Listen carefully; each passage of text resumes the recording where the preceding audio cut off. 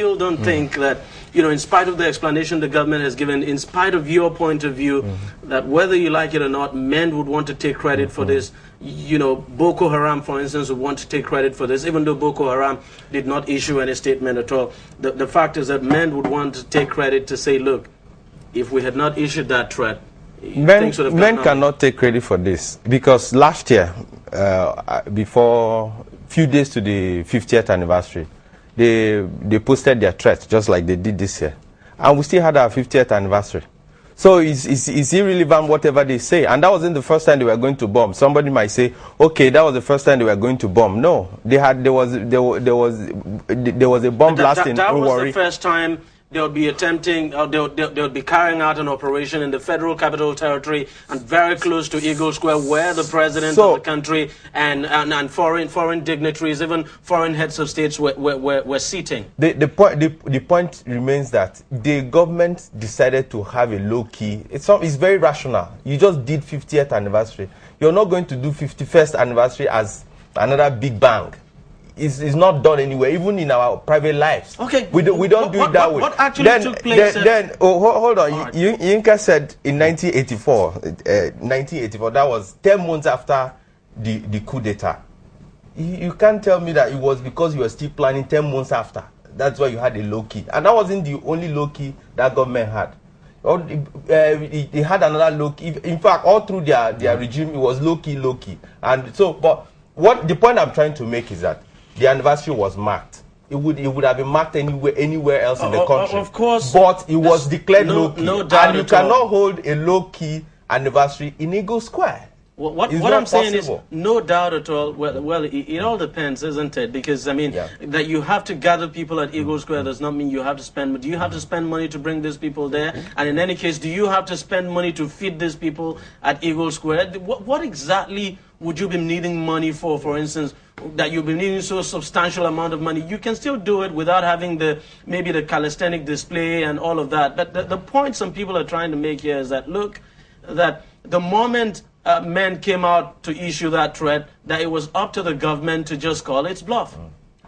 Government still had to mark, still had to mark the anniversary, but it wasn't held at Eagle Square, because there's no way you come out to Eagle Square and hold a low key. You can't call it low key once you come to Eagle Square. That's the essence of. You can't come to you can't come to the village square to have your wedding, to have your burial ceremony, and say, oh, it was a low-key burial ceremony, it was a low-key festival. No, that is the country's village square. So once you come out there, it's no longer low-key. No matter, there's no way you can define it to be low-key. So that was it. So the truth is that when the president said he's not a pharaoh, he's not a general, you know what? Pharaoh was a god, not that he was like a god. He's trying to tell you that he's not God of Nigeria. He's the president of the Federal Republic of Nigeria. Yes, the commander-in-chief. But that position, a president, the process that produces a president calls for a leader that goes into consultation before he takes decision, that takes rational decisions, and not just he wakes up in the morning and whatever if he wakes up at the back side of his bed, he kills everybody in one particular time because it's after some bunch of terrorists. So that was the point the president was trying to make. I'm still going to bring you in, but just before we go on a short break now, I want you to take a look at what the president said. The president actually gave this broadcast on the day of independence, very early as 7 a.m. that day. President Goodluck Jonathan actually made a public broadcast, and one of the things he talked about in his broadcast was about security, what he has done and what he's put in place after the UN house bombing. So I want you to take a look at that. As your president, let me reassure all Nigerians that I remain resolutely committed to the ideals and dreams of our founding fathers. Let me also reassure Nigerians that I will strongly defend the peace and stability of our nation. My administration will spare no effort in fighting crime, building peace, and securing our homeland against internal threats and infiltration by violent groups from outside our borders. We condemn all acts of violence and declare that such acts of mindless savagery shall not be allowed to define our country. We will not be deterred. Our resolve is strong. We have put in place a new and reinvigorated national security strategy to combat the threat to our safety. Yet, no matter what I do as your president, and no matter what we do as your elected leaders at all levels, the peace and security of our nation rests also on our collective efforts as citizens in our various communities. All leaders and citizens in every community must therefore make peace the #1 priority of their daily routine. This is because without peace, no community can realize its objectives or achieve a happy and productive life for its members.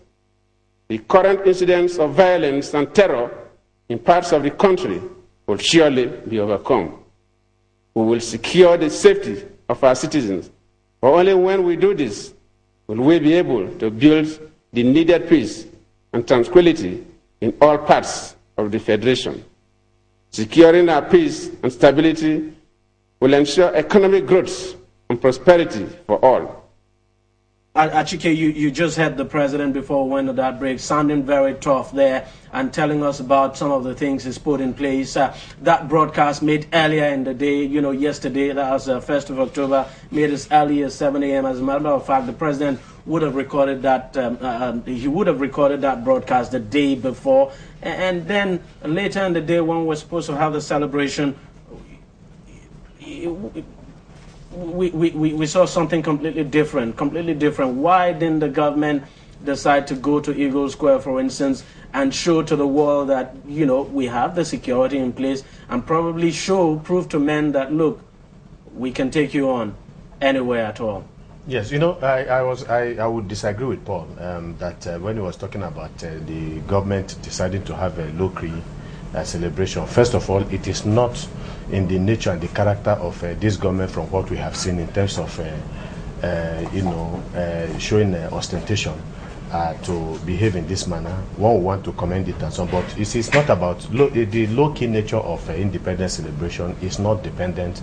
It's more, it depends more on the budget that was used for that particular celebration. That was why last year, in spite of the fact that it was a golden jubilee period, a lot of Nigerians were really worried about the amount of money that the government because there were actually so many events. There are so many events, full military parades and so on and so forth. These are the things that make ceremonies like this very, very ostentatious. It's not about gathering people, at Eagle Square to celebrate. I'm sorry to cut you, because I remember last year also the president attended about 3 or 4 banquets, moving from one event to the other. There were actually so many events taking place all at the same time, and the president had to attend almost all of them. Yes, the issue, whether we like it or not, again, that's what I was talking about, that perception. That perception under certain circumstances can be reality.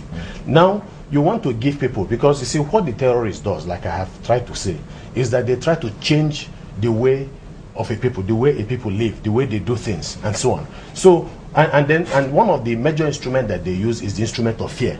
That is why you see this bombing here, that bombing there, and so on and so forth. They send fear down the spines of the people, and so on. So it is the responsibility of government to give assurance of safety, of security for the people. That's why when a terrorist organization tells you, look, you should not move out on a particular day, you expect a government that is firmly on ground, that's on top of the situation, to come out and tell the people, you understand, that they are in charge of the state, and they will not surrender it to terrorists. And so they should come out and go about the activities as normal. We have seen this several times happen in this country.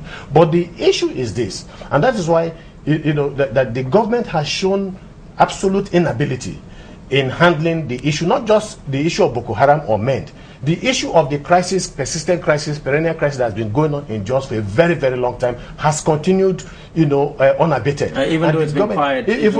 But we have seen this. I mean, a 3 months loss, 6 months loss, and then later, it's like a Armageddon. We have seen this consistently.